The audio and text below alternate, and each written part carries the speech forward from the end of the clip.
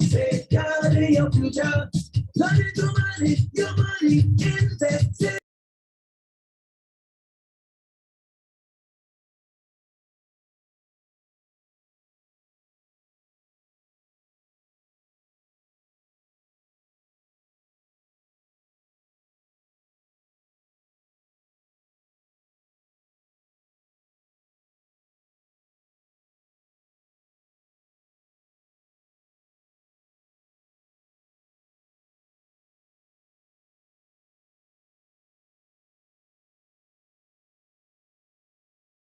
TV, the financial literacy hero, making sense of your dollars, safeguarding your future.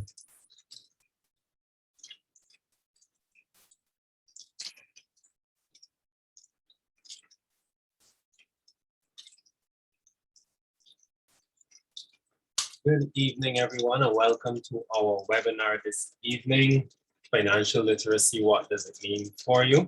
My name is David Simpson, and I will be your presenter for this evening. I want to take the chance to give all of you a special welcome to the first in our series, our third series, which runs from today, with sessions every Tuesday and Thursday starting at 6, and we run until the 25th of November. This evening, I am going to share with you about the program executed by the Ministry of Energy, Small Business and Entrepreneurship, as well as sharing tips about financial literacy, financial well-being, healthy financial management, and also give you some insight as a result of the introduction into the sessions that will make up part of our series over the next 3 months. Should you have any questions, please feel free to use the chat box at the bottom of your Zoom control bar. And there is also a Q&A box which will be available to you at the end of today's session when we enter our Q&A phase. Can everyone hear me well before we get started?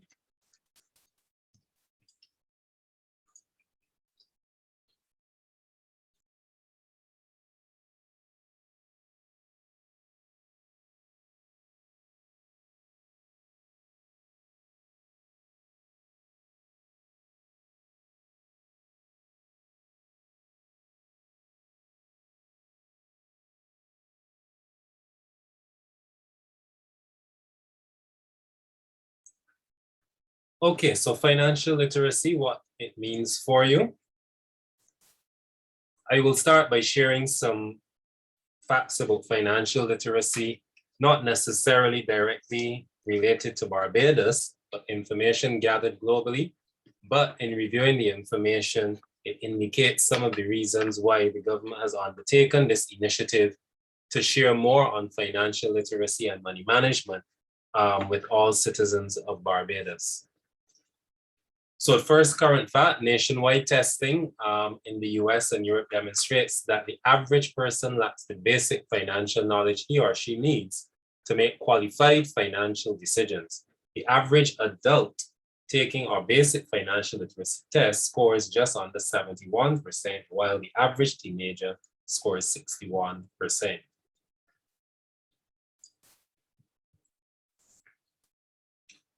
Some more facts about financial literacy among youth in America. 24% of millennials, surveyed showed basic financial literacy, but only 8% of those surveyed had a high level of knowledge. 69% believed that they had high financial knowledge.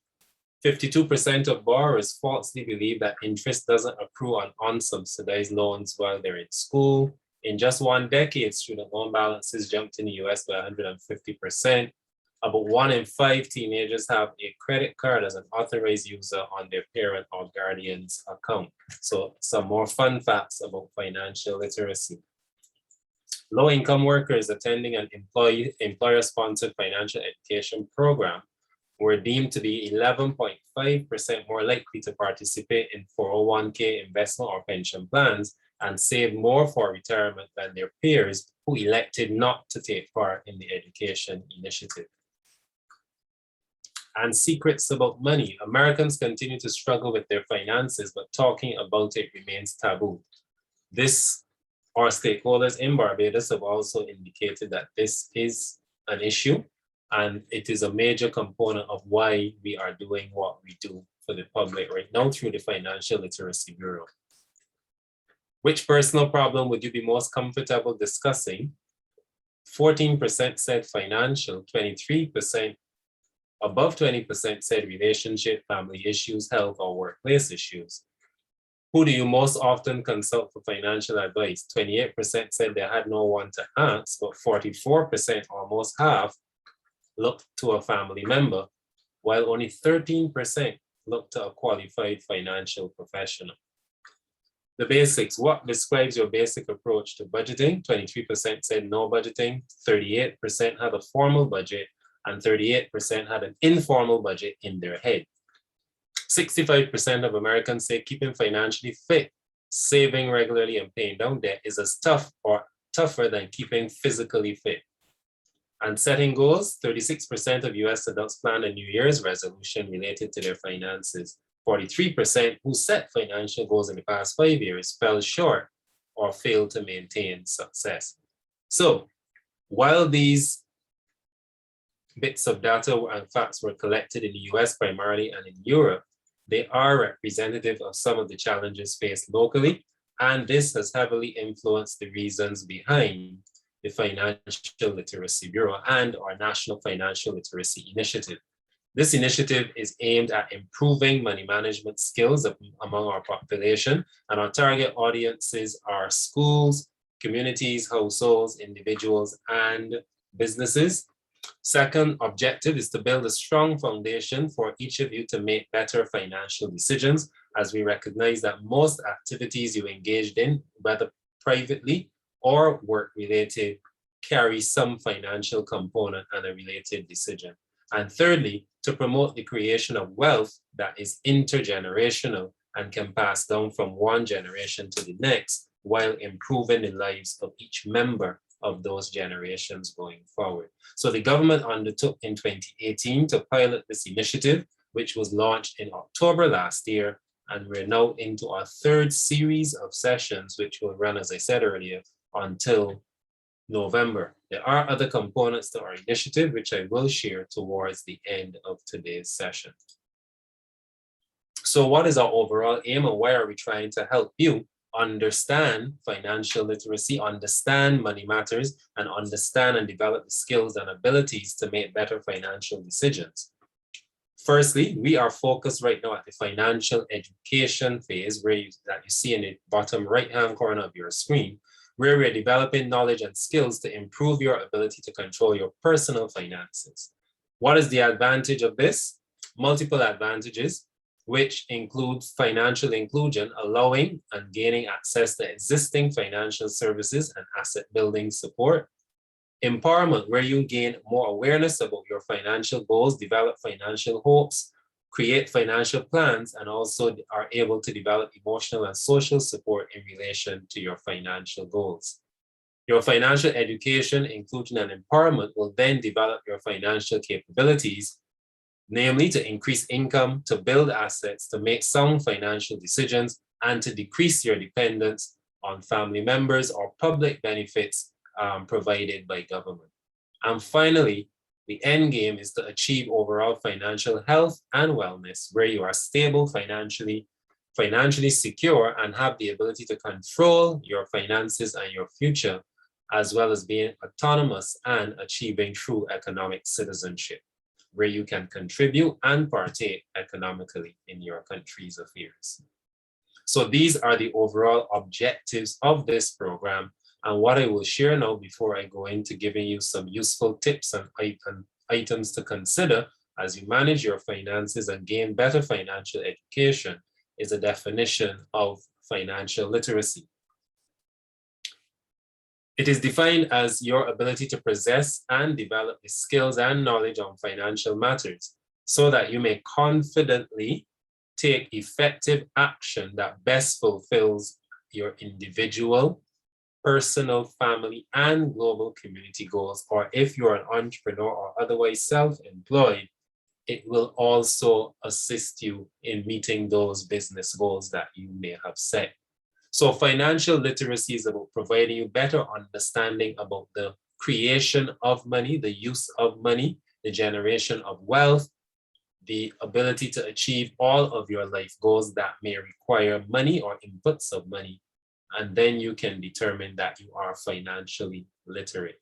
So based on this definition, then there are certain skills, abilities, and actions that you need to be able to take to deem yourself financially literate. It is not necessarily an overnight process. It is also a process that many of you may be well along the path to achieving, but we are here not only through this session, but other sessions in the series to make sure that you develop the necessary skills to become financially literate. So what are some of those skills, actions, and abilities? The graphic shows what we are always told doesn't exist, but for the purposes of illustration, a money tree. And it has 5 leaves or branches on it to help us consider what are the skills that we need to develop that will take us along the path to financial wellness and financial health. Firstly, we need to earn income. We need to create income streams, and I stress streams, and we get into this a bit more on the next slide, but multiple streams of income, which may of necessity commence with your employment income from your job, but it may also include, as many people tend to refer to, a side hustle, a small business, a part-time job with another employer, or you may be a full entrepreneur where you have multiple businesses that you run and manage that bring in your income streams. However, there's another income stream that you can develop, which is income from savings and investment through interest, dividends, or other returns. And that's the second leaf that we consider in terms of skills to be developed. Saving and investing, growing your money and your wealth on the back of your income streams. And the mantra here is that you pay yourself first. Paying yourself first means setting aside some amount in savings and investments before you get into spending and consumption. Now, I expect that I will get questions about saving and investing and paying yourself first as we progress through the webinar this evening, but I will stress paying yourself first does not carry a fixed amount. The fixed amount or the fixed percentage of your income that you decide to save or invest is driven by other factors, and the practice here is to save first. It could be 1% of your net income, it could be 10%, it could be 50%. It all depends on your income and what your goals and desires are. But the practice you are trying to develop is saving and investing as much as you can. Spend. How do you spend? You need to monitor your needs and wants and your consumption patterns and determine the best items to spend your monies on. And in this area, budgets do help you significantly. Borrowing. We encourage you to borrow for major objectives like the accumulation of assets or wealth. For example, assets like homes, real estate, shares in companies, or other wealth investments, as opposed to borrowing to finance wants or borrowing to finance liabilities, for example. While we need to balance this with necessities, just as an example, purchases like vehicles and other things tend to use up money faster than they generate money, and there are assets that depreciate.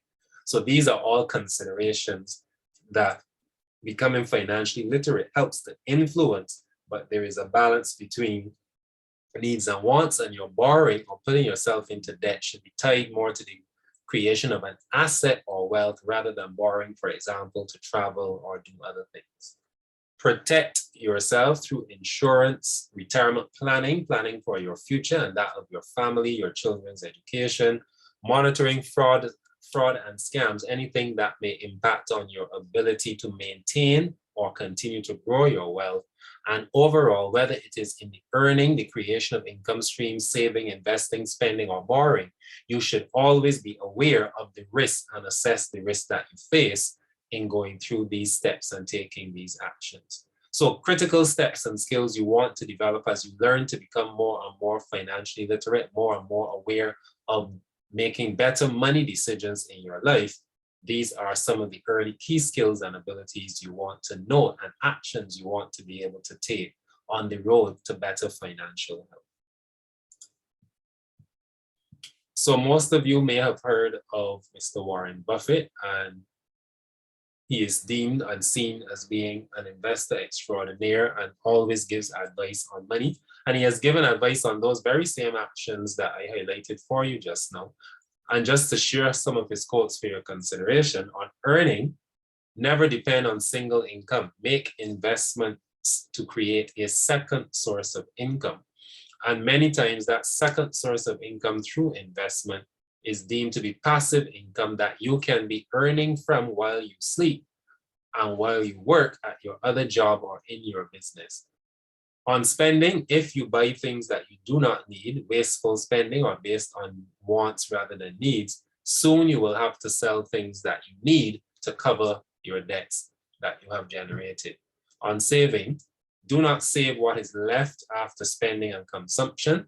You should learn to spend what is left after saving and investment towards your future.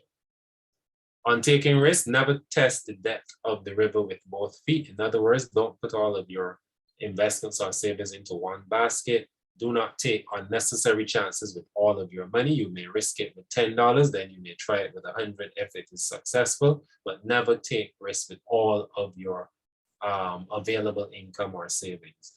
On investment, do not put all of your eggs in one basket. You need to diversify and spread it around to different income streams. And finally, he gives an overall quote on expectations. Honesty, whether it's in investing, earning, or managing your finances, is an expensive gift. Be careful who you take that advice from. You will not expect honesty from cheap people. So just some quotes for you to consider as we work our way towards tips towards your better financial management. So why is being financially literate or understanding financial decisions important to you as individuals, to your household, or even to those of you who may own your own business? Firstly, wise financial decisions. As Sagittarius line says, wise financial decisions for life. You need to have the ability, regardless of the situation you face, to create and to make wise financial decisions with your money. Secondly, you need to understand and manage debt better.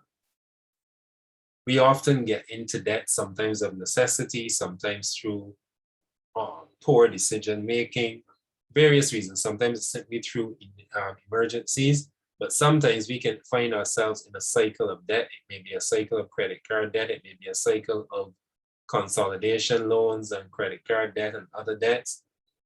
We need to understand that, how it impacts our ability to generate wealth so that we can make better decisions in accessing debt. We are not saying that debt is bad or that you should not utilize it. The issue is understanding and managing it better. Thirdly, how many of you were financially prepared for COVID? The ability to navigate through tough times is a critical component of you arriving at good financial health, because you're able not only to manage your money today, but look forward to potentially rainy days or challenging and tough times when money will be required. We all know on this webinar that money is required to do almost everything to transact all business, and therefore being prepared for the future is critical. And I think COVID, the current pandemic, may have taught many of us that we were not as prepared financially for any eventuality. And I hope that going forward, it is one of the goals that all of us set for ourselves. Fourthly, becoming more and more financially literate and aware of money should allow us to convert generational poverty into generational wealth, where we can teach our children, teach our families, and also make better decisions that move us out of a cycle of always owing, always having to borrow, into a cycle of generating income and sharing and transmitting that income and that wealth down through our family's generations. And finally, never stop earning passive and active income. We need to invest in other income streams, where we invest in investments. Could be government bonds, could be equity shares in businesses, could be any investment instrument. Those things generate wealth without active activity on your part. You may have a broker or somebody else who monitors your investments. You may do it on your own way as you develop more and more skills. But those things are deemed passive, as opposed to the active income, where we have to get into our cars, go to our jobs, or go to our desks at home and work for 8 hours a day to generate income by providing a product or a service to the public.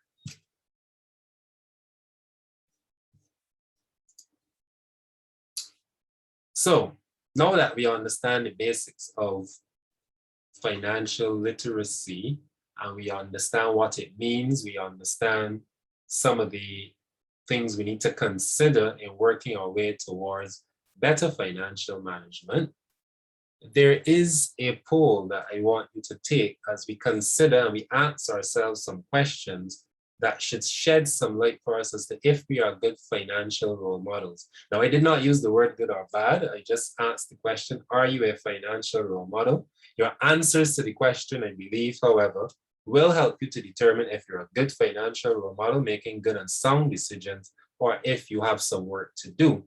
And as we go through these questions one by one, you will answer, and then I'll share the results so we can have a discussion. And we will then take you through some tips about healthy habits of financial management. Before we take the poll, is there anything that I have discussed or mentioned so far that anyone has any questions on at this time?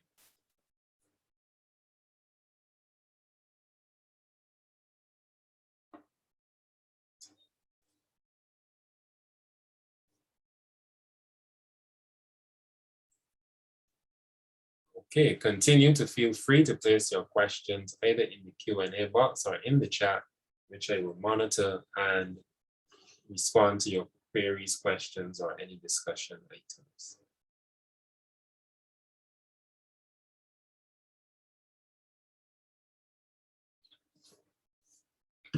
Okay, so let's start the poll.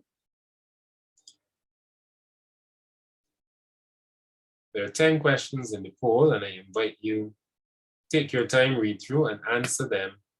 And you should be seeing the questions on your screen.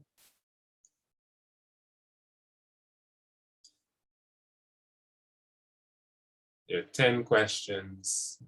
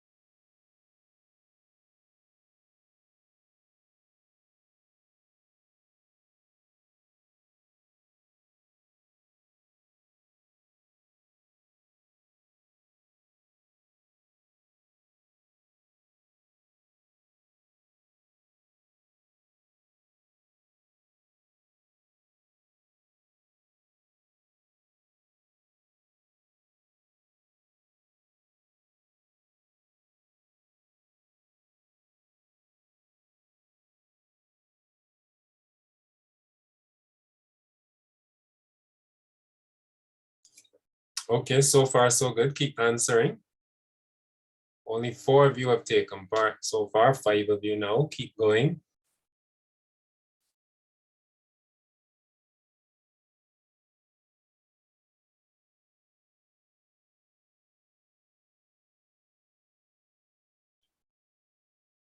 There are currently 12 of you logged on. Only half of you have taken the poll. I'll give you some more time because I want to use your responses to have a discussion about literacy and developing better financial habits.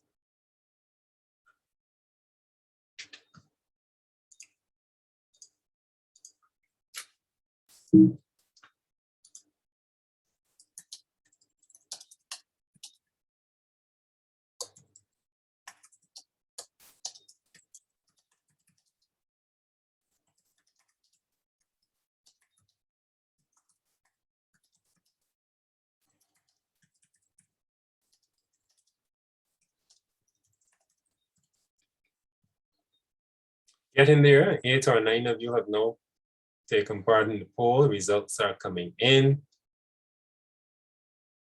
Some interesting results.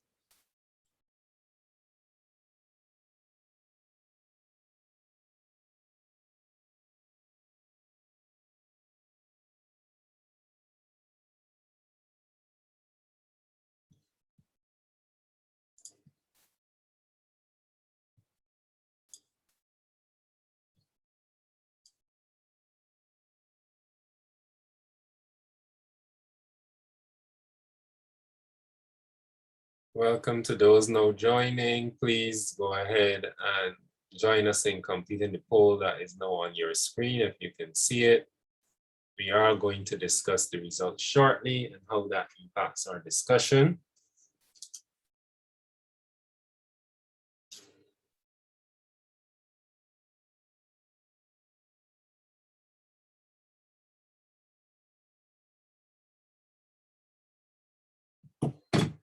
We're getting there. Anyone else taking part? I'll give you another minute to complete 10 questions for you to answer on how much of a financial role model you are. And we're talking about a role model for yourself, first and foremost, and then for your families, whether it be your partner, your children, extended family. How much of a financial role model are you based on your financial practices? A sample of 10 questions to help us answer and assess how good we are at being financial role models. 10 of you, almost 80% of you have taken part now. A few more seconds to go. 10 easy questions to answer to assist you in reflecting on your current money management practices before we share some tips and guidelines with you about how we can achieve financial wellness.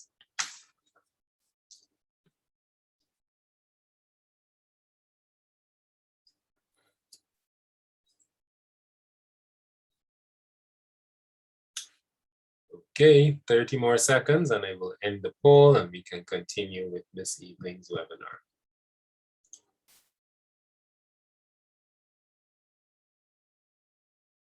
Remember that our webinar is also being streamed live via our Facebook page at FLB246.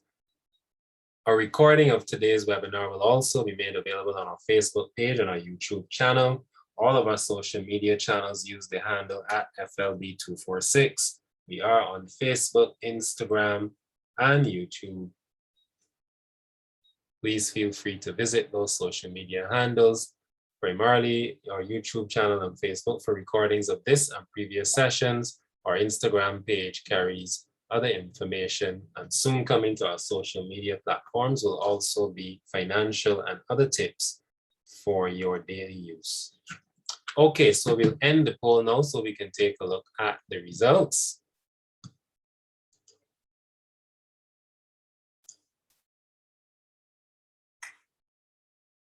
So, our first question was, learning is an important key to financial success.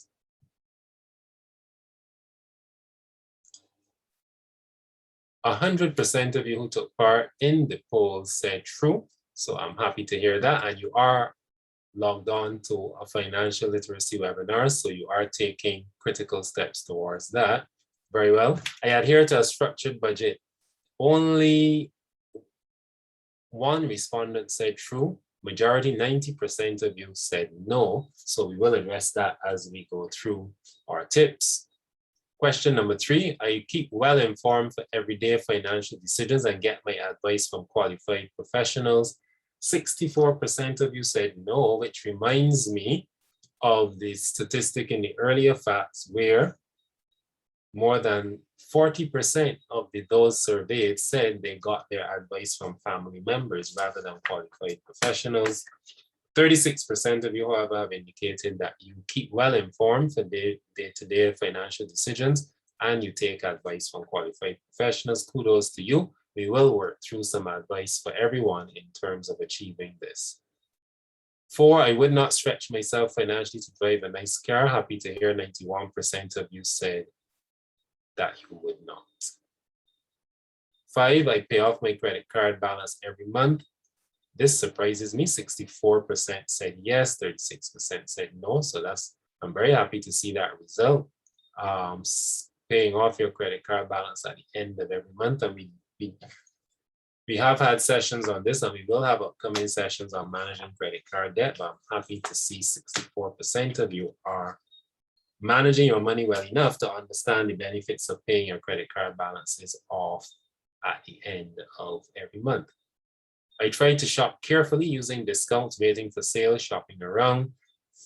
Almost evenly split, 55% of you said yes, 45% of you said no. And I may join the 45% and be guilty of not doing so because sometimes it's just simply convenient to buy it from the first place who carries it once you're getting what you are looking for. But again, we will have some discussion around that. 7, if there's something I want but don't need, I walk away and sleep on it. 73% of you said yes, 27% said no. I'm reasonably careful with money, 82%, the majority said yes. I try to stay up to date on tax and finance issues that affect me and my family, 73% of you said yes. And I like to discuss investing and saving, 91% of you said true. So if you scored more than 5 out of 10, or you had more than 5 true answers, sorry, you have a little bit of work to do. If you scored more than 8, between 8 and 10, well, then you're well on the way to good financial management. But overall, the responses I saw indicate that you are all doing a pretty good job, and it's just to refine that and extend your knowledge and your abilities and your skills in terms of making yourselves and your families more financially literate and more aware of managing your money better. Okay, so thank you for your participation in the poll, and I hope it helped you to ascertain and assess your own financial status.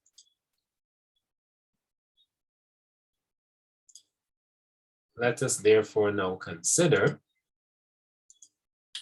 a series of tips that we can discuss in terms of how you can achieve better, healthy financial management. So the first one, which I alluded to earlier, was paying yourself first. And for those of you who joined after we started, paying yourself first here refers to saving first and spending after.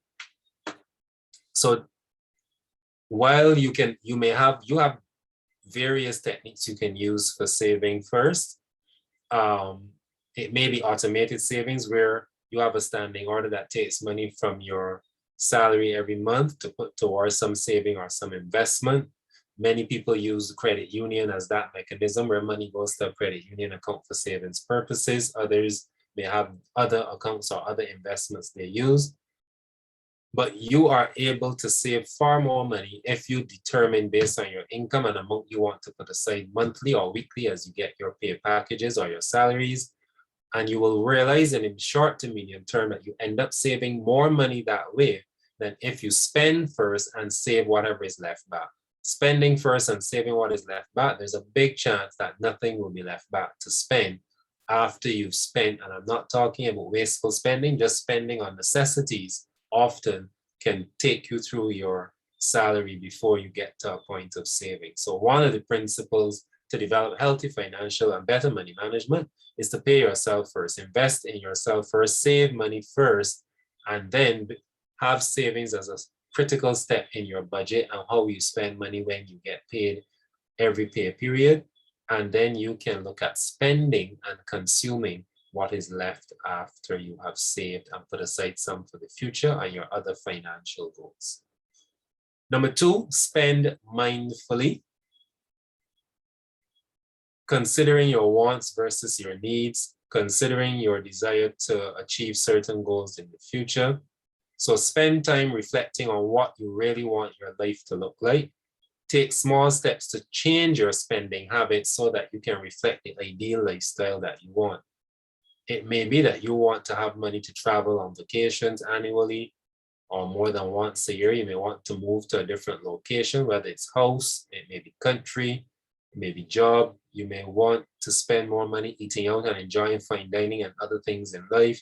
There's no judgment here because you have to determine what things in your life carry value that you want to invest in, not just savings, but on day-to-day activities and the type of lifestyle that you're trying to build by spending your money mindfully.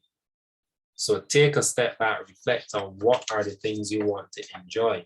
It could be sports, it could be clothing, it could be travel, it could be food, it could be good books, it could be music, it could be education, whatever you believe are valuable to you in the short to medium term. you plan for them, and you spend mindfully. Track your spending. Tracking your spending doesn't necessarily require a budget, but tracking your spending and you knowing what you spend on various categories of expenses can be eye-opening. There are multiple apps available for your tablets, your mobile phones, your computers, or old-fashioned pen and paper to track what you spend your money on each month can open your eyes. When I looked back, when I first started to work and after a year or so, I looked back at what I had spent my money on. It was amazing how much money you spent on things that were not necessarily most important, ranging from buying lunch every day to outfits for going out, spending money on going out on the weekend, different things. But each person has to track their spending and ascertain what they need to prioritize. Tracking your spending, you may want to consider cash-only spending. You want to look at the areas. Some people say carrying around cash causes them to spend more money than they should. Some people prefer to use cards because they will not swipe a card or so on for a certain amount. It varies. You have to know what your limits and what your preferences and your practices are. Tracking your spending, making sure you spend less than what you are taking in so that you can avoid excessive or unnecessary debt. You can avoid having to opt into things like overdrafts that banks may be offering.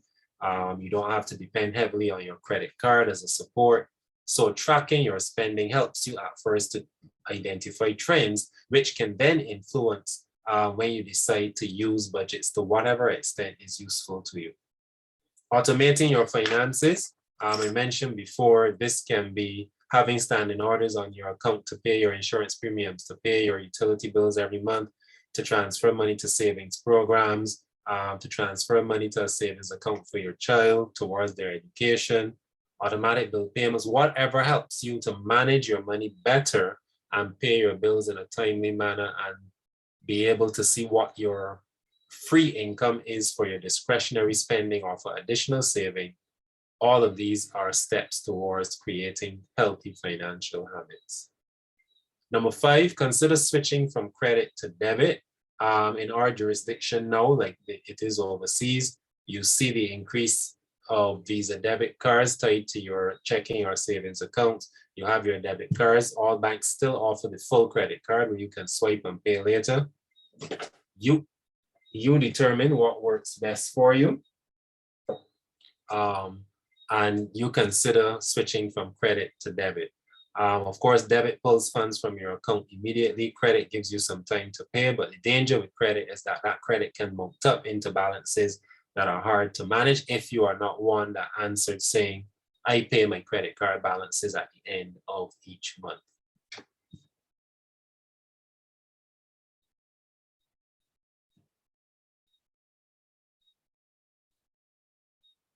Maintaining a single credit card, maybe for emergencies and so on, may be a choice that you choose to make. But again, consider the switch from credit to debit, or at a minimum, achieving a healthy balance between the use of credit and debit cards.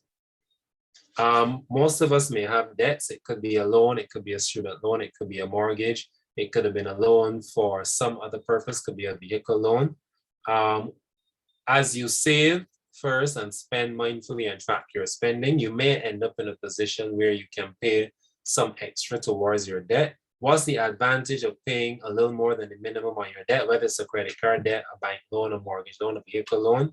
Interest is a cost and extra funds that you pay on a loan. So if you borrow 20,000, you may be paying back 25 or 30,000 based on interest. But if you can accelerate your payments, pay a little more each month or each year, that reduces the amount of interest that you're paying, and of course saves you money in the long run that can be invested or saved towards other goals. So consider paying extra. This may be something you want to have a conversation with your professional advisor, your financial advisor, your banker, or someone who has that ability. Consider paying extra on your debt as you can afford. Start investing. Just like paying yourself first, which is saving, investments that will generate income for you into the future or create income for retirement are all things that you should consider starting. Pension plans, retirement savings plans, educational savings plans, all of these investment instruments in addition to your standard saving. So investments tend to give you higher returns. The investments can be shares in companies which you get dividends for, as opposed to the paying yourself savings, which are at your credit unions, at your banks, which are at the lower end of the interest rate spectrum or the return spectrum. But investment now is looking at greater returns and also a lot more passive income, because you're creating an investment portfolio that spans various types of investments to increase those income streams and those returns that you can generate in generational wealth based on those. Don't let bad days get you down. We will all make mistakes in terms of our finances, a bad financial decision, purchasing something that we regret after the fact, not saving as much as we may have wanted to. Things happen, but there's no need to let the bad days get you down and cause you to give up. Practice gratitude. It is said that another financial game changer is deciding to be grateful for what you have. It doesn't necessarily sound like a financial habit, but practicing gratitude helps you to feel less pressure to keep up with what others are doing and trying to compare yourself financially to others. It simply means that you're happy and content with what you have while you work towards improving your position, rather than judging your progress by what others do.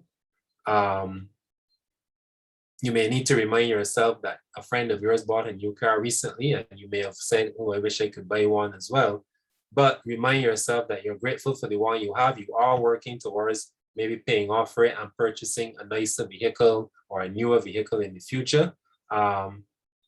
Gratitude first. Again, I want you to understand that there's several factors that go into how you manage your money. And just sticking to the vehicle example, purchasing a new vehicle may be a means of saving money as well. If you're spending a lot of money fixing the current one and maintaining the current one, you may be spending a lot of money on gas right now in Barbados at $3.99 per liter. Switching to a hybrid or electric vehicle may be a worthwhile investment for you, a renewable energy investment, also an environmental investment in terms of saving the environment. Again, several factors, but every step I'm giving you here, you have to tailor to your own particular position as we all work towards that goal of financial wellness and financial health. But understand, we are all starting from different starting points, but we are all working towards the same end result. And finally, keep your end goal in mind, financial health. Your financial objectives, acquiring a home, paying for your children's education, setting aside enough so that you can have a nice retirement life in terms of access to money and being able to live at a certain level that you are content and still able to enjoy life. All of these are the goals that you have in mind, but you're taking all of these steps towards healthy financial management so that you can achieve those goals. And as one of the earlier slides said that I showed, which I'll probably go back to towards the end, your aim is starting with better financial education and working towards financial health and financial wellness, where you can make sound decisions towards your future. So financial well-being, when we take those steps and those tips, provide the ability to fully meet current and ongoing financial obligations, to secure your financial future, and to make choices that allow you to enjoy your life today and in the future. Again, when you have achieved financial well-being, the critical elements allow you to be able to fully meet your current and ongoing financial obligations while you are simultaneously securing yourself in your financial future, allowing yourself to make choices that allow for the enjoyment of your life. So the schematic I have there shows present life, future life, and looks at two components, security and freedom of choice. In the present, your security is to have control over your day-to-day and month-to-month finances and expenditures. In the long term and the future, what security looks like is you are saving today and investing today to give yourself the capacity and the ability to absorb financial shock in the future. Financial shock in the future could be COVID came, I am now unemployed, my business is not doing as well as it used to, I have to depend on unemployment benefits, I'm not certain when I will be back out to work, I have my children and my family to feed, I have bills to pay. Security today is looking at, yes, paying my bills today, but also setting aside and taking some of the pointers I already gave you towards that ability to absorb financial shocks in your future. The financial shock could be a health crisis, illness, could be various things. Freedom of choice in the present, you want to take steps now and manage money better to have financial freedom to make the choices you want today to enjoy your life. You want to be able to be financially free and having made good decisions that you can choose to go out to dinner, you can choose to travel, and know that you have the financial ability to do so without incurring debt or significant unnecessary debt. And in the future, freedom of choice, you are on track to meet those financial goals that you have set for yourself and your family to achieve those longer term goals, the acquisition of assets, the creation of wealth that can be passed on to your children and your children's children as you develop your financial freedom and well-being. So some food for thought before we get into any discussion and questions and answers, more items for you to consider. Facts about money. If you can't manage $1,000, you want to be able to manage 10,000. We have to develop the habits with small amounts so that we're able to manage larger amounts. You don't suddenly learn how to handle money by amassing more money. This is why a lot of lottery winners lose everything. If you can't manage small amounts, you don't suddenly learn how to manage money by gaining lots of it. Financial literacy is not a side effect of being wealthy. Wealth and generating wealth and accumulating wealth is a side effect of improved financial literacy and knowledge about managing your money better. Still thinking, why are the rich rich? The rich are rich not because they look rich, but rather because they possess the skills and strategies of the rich, and much of those strategies and skills are the ones I highlighted in terms of good financial practices and good financial well-being. The rich invest their money first into assets rather than purchasing things that will become liabilities. Thirdly, the rich maximize their income by either increasing their salaries from their jobs, and this can come through investing in education or other knowledge, or increasing the profits of their business by doing things differently, diversifying and growing their business. And they also build multiple income streams in order to be able to diversify their income to achieve the investment and the savings and the other goals that they set themselves financially. So before we go into question and answer, actually, let me go to question and answer, and then I will come back and I will share about the upcoming webinars in the series and so on, and what else we are doing to try and improve financial literacy. I will pause, not stop, but I will pause and invite you to answer any questions that you have. Let me just check the Q&A box and the chat to see if there are any questions there. Please feel free to engage and ask me any questions at this point you may have. This is an introductory session to financial literacy. And as you will see, many of the items that I've touched on here, the tips that I've given you, will become the subject of webinars in the series over the next few months. That, of course, I invite you to take part in when you see the ads and the promos come out for those. But are there any initial questions you have about what I have presented, what I've shared, anything you want to clarify? Any burning questions at all about money matters, not necessarily that I covered, that you want to ask and have me respond to?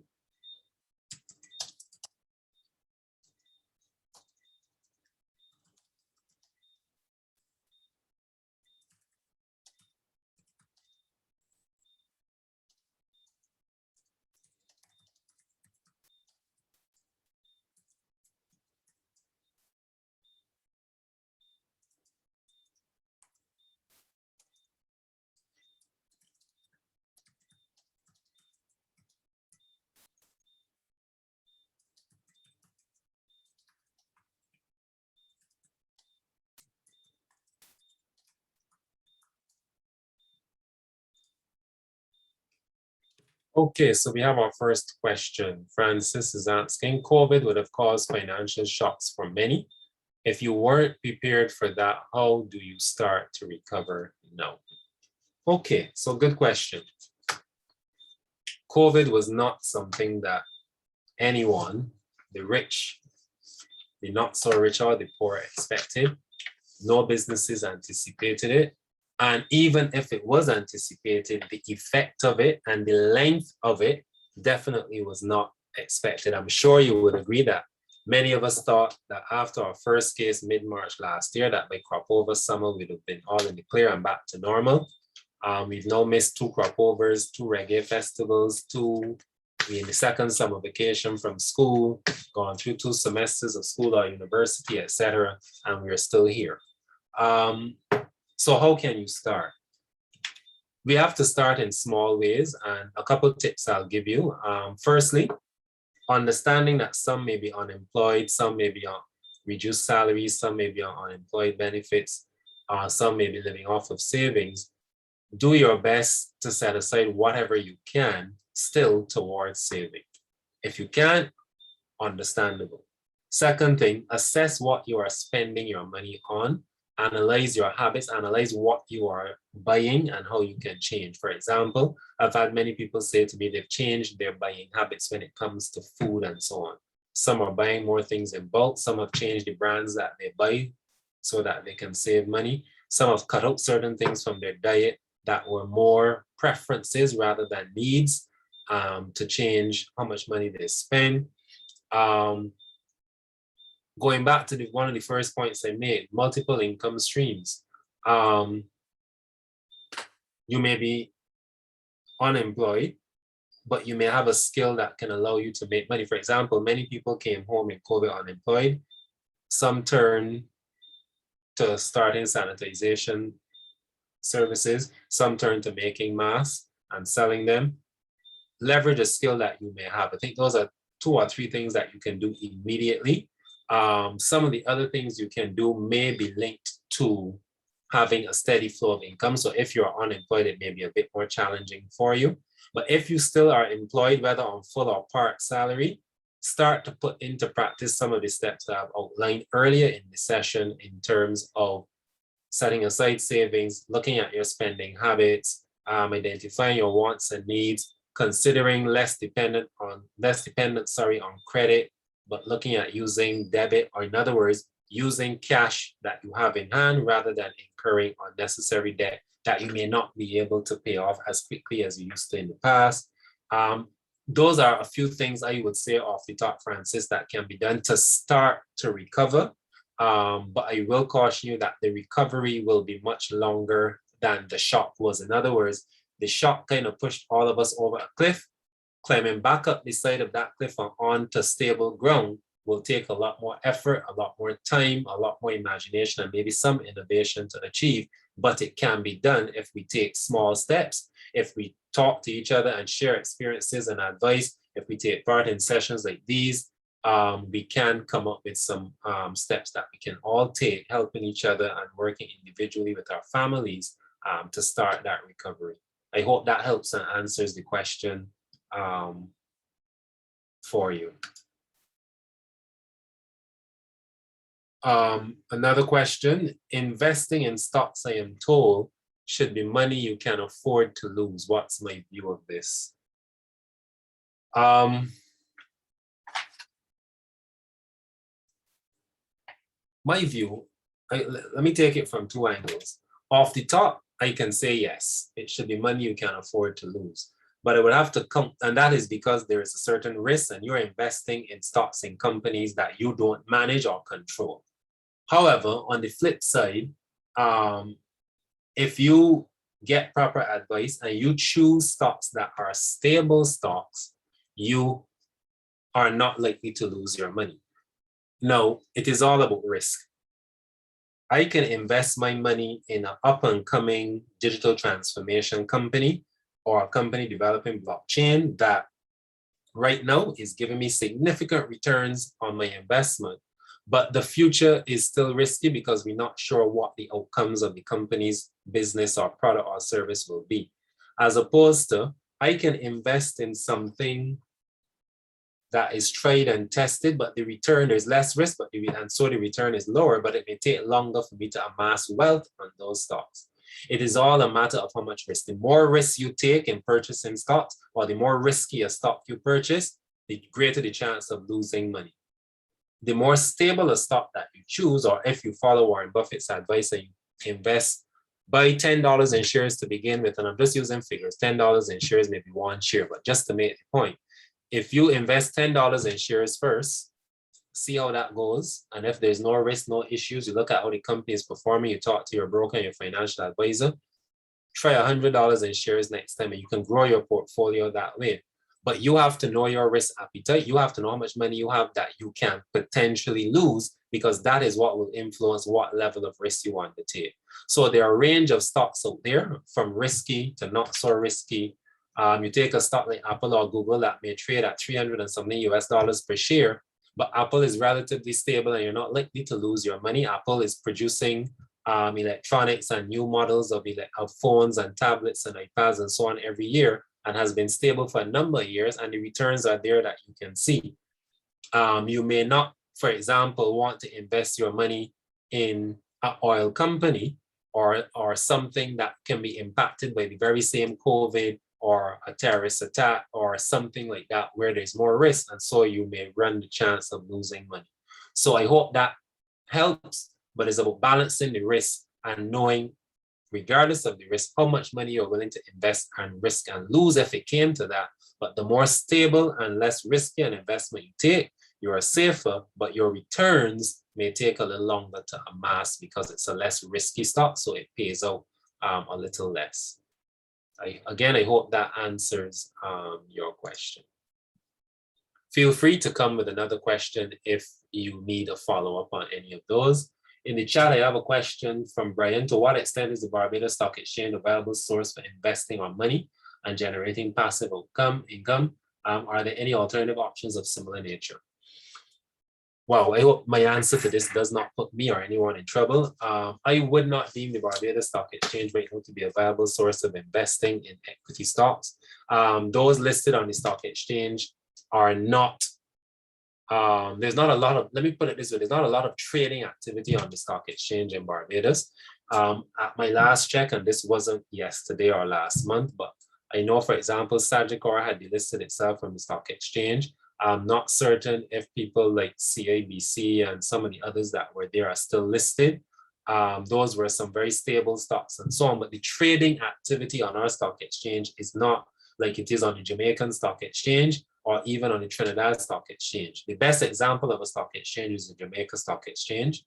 But what I would say is, outside of the stock exchange, you can still invest in equities individually or en masse, meaning as a group. And let me explain what I mean. So if you went to someone like a Fortress mutual fund, or Sagicor, you can invest in funds that they have that are based on equities. So Sagicor has a fund where they buy equities. So it may be some stock in Apple, in Google, government bonds, other equities in overseas companies, maybe some Grace Kennedy and others. And they create a fund that you can buy a stake in, and that balances your return. So that's another option. You can go to any investment house and say to them, I want to buy shares in Grace Kennedy on the Jamaican Stock Exchange, and a broker will help you and advise you. You can go to Fortress and you can invest in the property fund, let's say, and that property fund that Fortress ran is all based on real estate investments. So instead of you buying a stake in, let's say, Sandals real estate, a stake in Cape Shepherd real estate, a stake in government real estate, you can invest in that Fortress property fund, which already has investments in a range of real estate assets, and you get the return. Again, you are protected by going that route. But the stock exchange in Barbados is not the only means of you accessing equity investment and buying shares in companies. You can go through your brokers, Fortress, Sagicor, there are other independent brokers. I think Royal Fidelity is also a broker, and there are other small brokerage houses that do the same, that you can research and find locally that can help you to go about investing in stocks. There are also apps. I mean, I've been testing apps that are available that give you advice and make trading easy, where you can use your credit card and load money onto an account and start small and buy shares in things. It shows you how the share is performing. It even gives you advice on when to sell, when to hold, when to buy more, and so on. That's another option, and I'm currently exploring that as an option of investing in stocks, and not just stocks, but also maybe things like gold, things like oil, other commodities, and so on. So that's another option that you also have, Brian. I hope I've answered your question adequately. Alan is asking, how do we go about investing in stocks? What else is there besides insurance and mutual funds? So I just kind of answered your question as well, I hope, Alan. By working through other brokerage houses, you can do the same thing. And I just said, on an experimental basis, look at some of the apps. There are quite a few that I was testing. Just let me quickly tell you the names of some of them. For example, the current one that I am testing is one called Etoro. I think it's a UK-based app. Etoro, let me just type it in the chat so you can see and you can explore it. So that's one app, and it gives you a lot of guidance and tips, and it's education and investing all in one. There was another one, let me see, just to give you some insights. But if you check your Google, I was also checking things like crypto.com, which is looking at investments in cryptocurrencies. I also was testing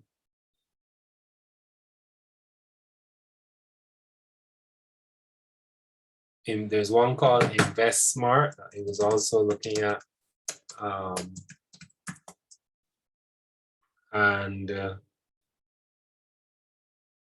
what I will do is also ask our social media manager to put some of these on our social media as options for you to check out. We are not giving financial advice, but just giving you some options that you can review. And these are all things as well that I have tested. But what I like about the apps is that they kind of hold your hand and tell you what to do, offer advice on what to invest in, and it also gives you access to investment news and so on, advising on what to invest in and so on. So those are two of the ones. One I'm currently testing, one I've tested before. TradingView is also another investment tool that I've looked at. And then across Google platform on Apple devices, Android devices, Apple has the stock app. Google has other apps that give you live updates about stocks. You can go to Yahoo Finance. So just Googling and searching your phones and your app stores will give you some more information on some of the options that you have. Back to the Q&A box, Francis has another question. I have more than one income stream, but they all require my physical input. I'm working on another type of investment that is more passive, but it's covered in lots of red tape. How do I avoid suffering? How do I avoid suffering some level of despair? There is so much despair, Francis, in investment and in business in Barbados, but what I would say is I'm not sure what the other type of investment is. I will share my contact information at the end of the webinar in case you want to WhatsApp me or call me tomorrow, and I can probably hear a little bit more and see if I can point you in the right direction. But you are on the road to developing some passive income, which is a good step. What you really want is that you're not going to eliminate the income streams that need your physical input, which is maybe your day job or your day and night job. But whenever you sleep or whenever you're at play or whenever you're at vacation, you want to have something in the background that is quietly generating income without your direct involvement.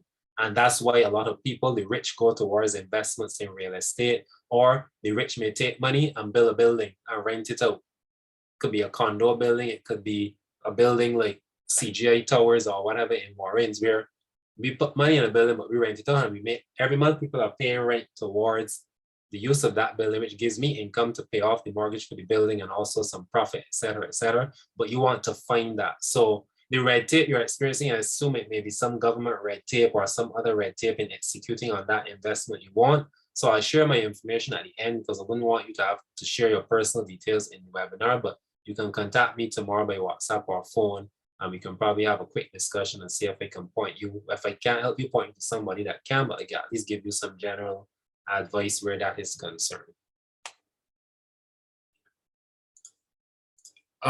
Eric is asking, your salary cannot do as much as before due to increasing prices, inflation naturally.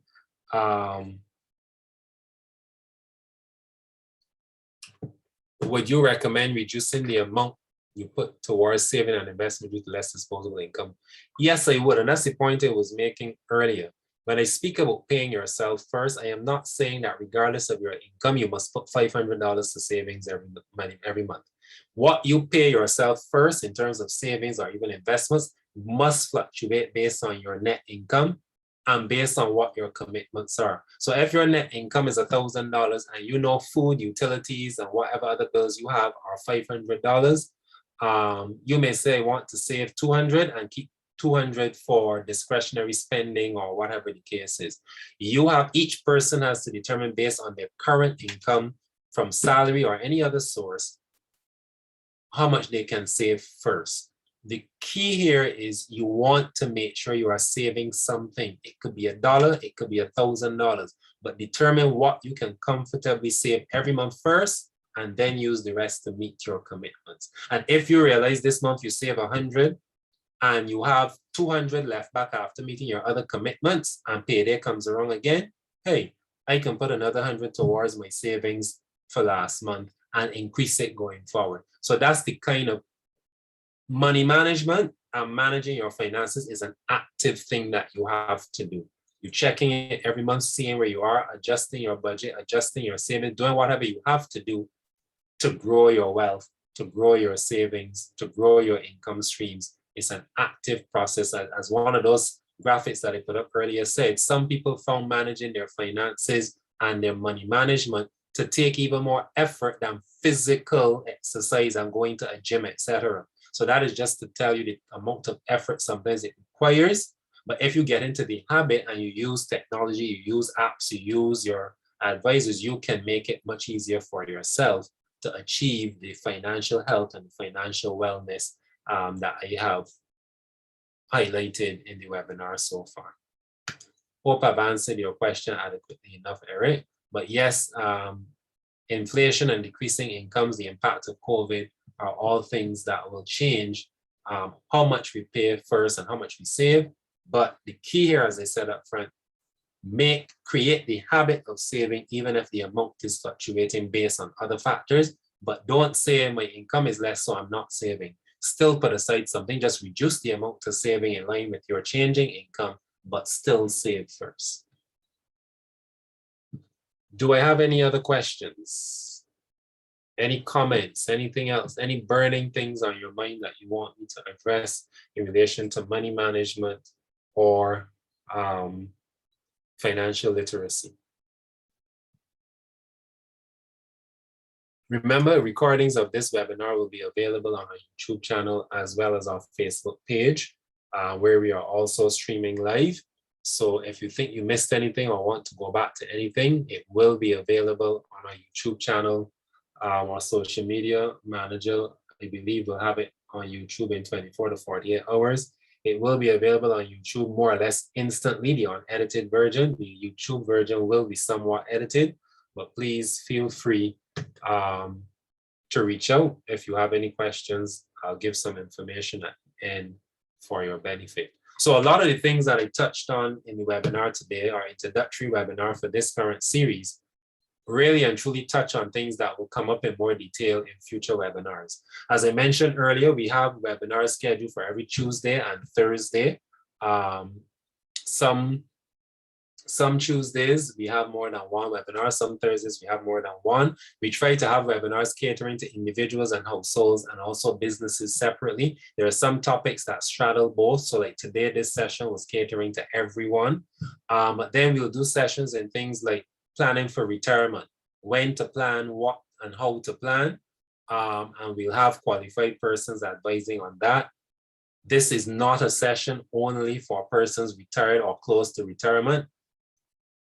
Persons in their 20s, 30s, 40s, even school-age children can attend sessions like this and start to learn about planning for your retirement. Introduction to investment and savings, understanding debt and managing credit. That session will look at how you can manage your debt, how you can pay extra towards your debt monthly, managing your credit card, using hire purchase, using MasterCard and Visa card, debits, mortgages, moving your mortgage to get a better interest rate. How does your managing your debt and managing the use of credit impact your credit rating? which is not a big issue in Barbados now in terms of promoting it and talking about it, but it is a skill and something you need to be aware of when you use debt and when you are using credit facilities. Social Security. What is Social Security? I'm talking about the benefits of NIS contributions and the whole Social Security framework. Why should you contribute to NIS? Why should you not allow employers to say they will pay you without deducting NIS? Why should you contribute? What are the benefits to you and your family today, currently, and also in the future, as we spoke about in a previous slide? Banking at your fingertips. What are the options you have for banking today? Using the banking system to manage your money and gain access to your money. I spoke on an earlier slide about financial education versus financial access, financial freedom, empowerment, and so on. You need to know how to use the banking sector and the banking instruments to your advantage. We also will do some sessions more catered to businesses, costing and pricing of products and services, key business metrics. How is my business doing? E-commerce and digital payment solutions. How can I use those in my business or even personally? Debt. So we're looking at things like PayPal and Google Pay, Apple Pay, some local solutions, things like Figaro, things like WePay, using bank-to-bank transfers and internet banking, the whole gamut of e-commerce and digital payment solutions. Debt management for businesses, because debt in business is a bit different to the debt that individuals and households may get into.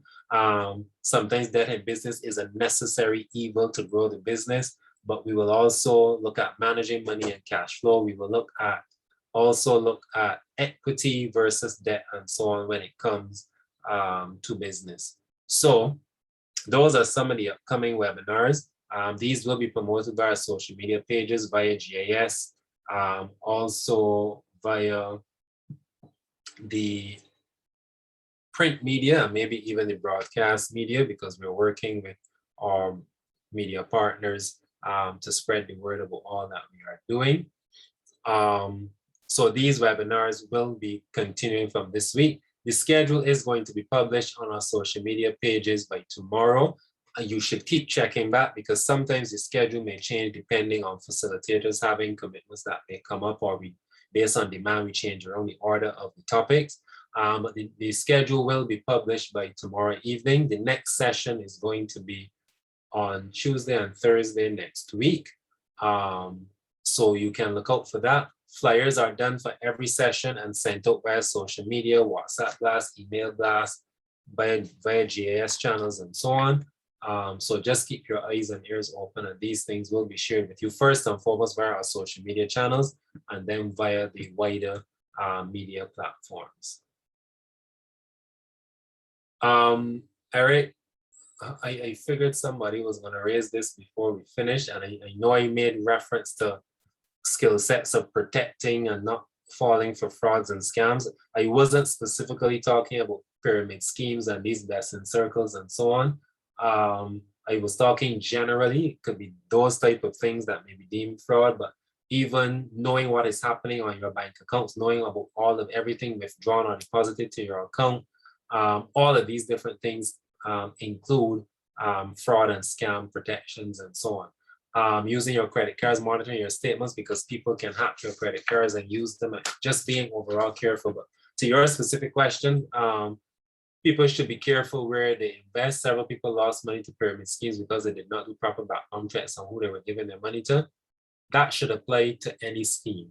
And I have always maintained that whether it's a meet intern, a blessing circle, a pyramid scheme, Sagicor, Fortress, or anybody, you should get in the habit of checking to see where you are putting your money. It could be a bank. Go on the internet and check the background to any bank in Barbados, CIBC, First Citizens Bank, Royal Bank. Know who they're owned by, know where head office is based, read their websites to see what they may have in place. If something should go wrong, what protection you have. You can go into the branch, ask the teller or the branch manager randomly, if the bank faces some difficulty or goes under, how much of my money is protected and will I get back, etc., etc. We have the responsibility to ask these questions because it's our money we're investing, our money we're saving, our money we're giving to the care of the bank. And while there are legal protections and so on, it doesn't prevent you from asking and knowing and making sound choices. If you don't think you are able to make the sound choice, what you should do is seek out somebody who has the ability and ask a question and have them guide you. Are there set dates for the webinars? Tuesdays and Thursdays starting at 6 to 8. As I said, the schedule will be published via our social media channels and in the mainstream media. Some of the other activities that the Bureau will be involved in, we will be launching personal financial counseling sessions by appointment later in, I would say, at the beginning of September. We are also available to make presentations to your community group, your civil society groups, your sporting organizations, your church groups, any other group. Employers can even ask us to come in and do specific training and sessions on financial literacy and money management for their staff. These are all services that we offer. Access to financial literacy resources via our social media channels, our website, YouTube channel. Other financial tips, as I said, will be coming to our social media pages, and other money management information that can help you to become more financially literate and manage your money better. These are all services of the Financial Literacy Bureau. We are based within the Ministry of Energy, Small Business and Entrepreneurship. And this is the National Financial Literacy Initiative as managed by the Financial Literacy Bureau. We can be contacted at 535-7700, which is the ministry's direct PBX number. You just ask to speak to someone in relation to the Financial Literacy Bureau.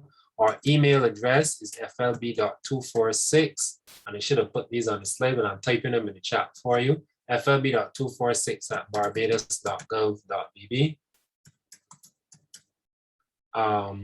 You can reach me directly as well on anything to do with the Financial Literacy Initiative, david.simpson@barbados.gov.bb.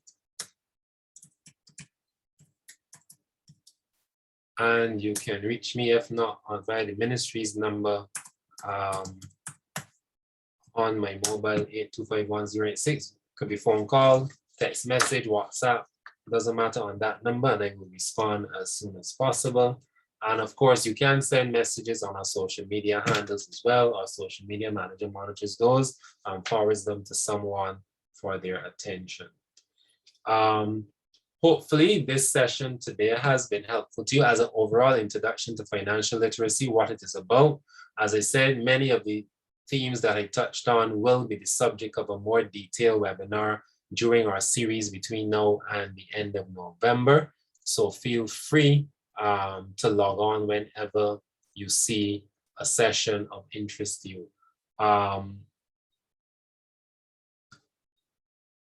Do you have any more questions at all on anything that you would like me to address?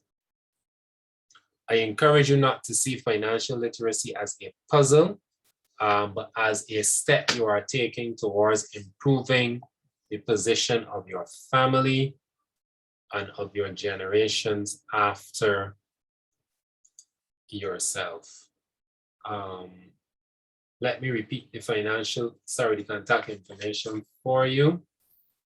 535-7700 is the contact number at the ministry. You can reach me personally at 825-1086. I'm the technical advisor in the ministry in relation to the Financial Literacy Initiative.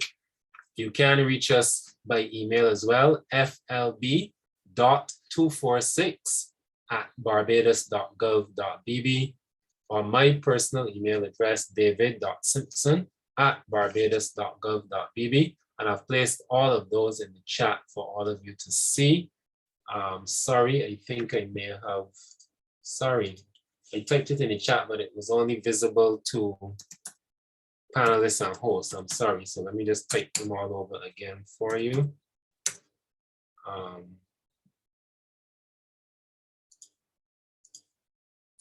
Yes, my apologies. I did type them, but they were in the wrong window. So hopefully you can all see them now. My apologies again.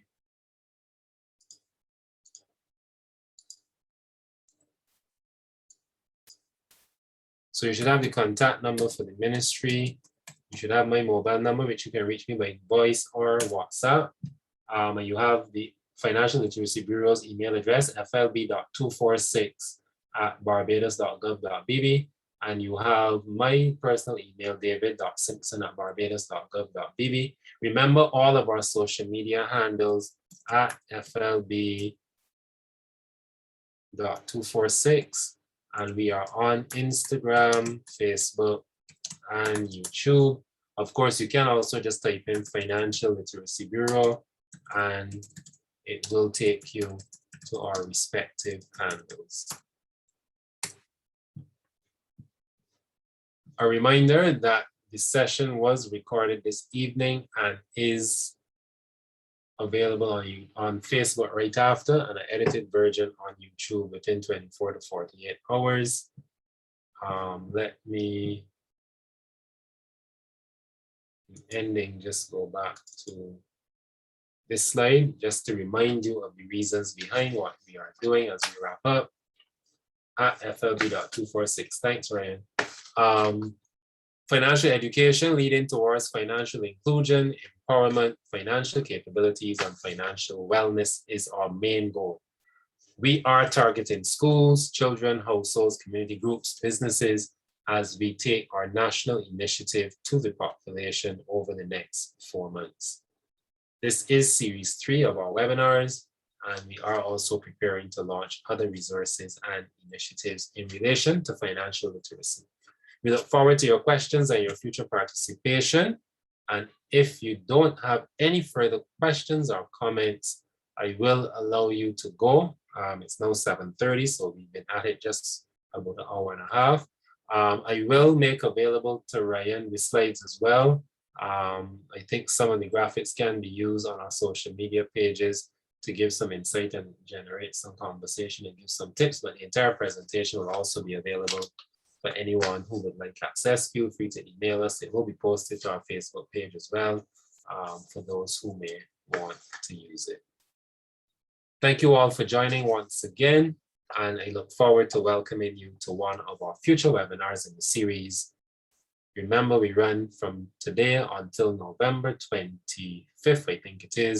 We will be having sessions every Tuesday and Thursday. Also remember, if you have a special group, could be a community group, a neighborhood group, a sporting club, a church group, a group of young people in your neighborhood, a group of elderly people, any association, we are available to offer tailored sessions to those audiences at your request, all free of charge.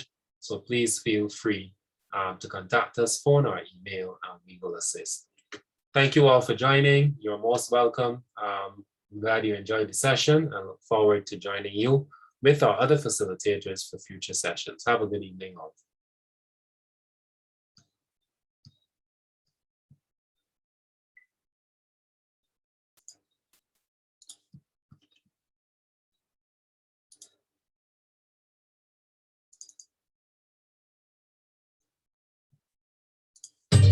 Making sense of your dollars, safeguarding your future. Turn into money, your money, invest, save and plan for the future.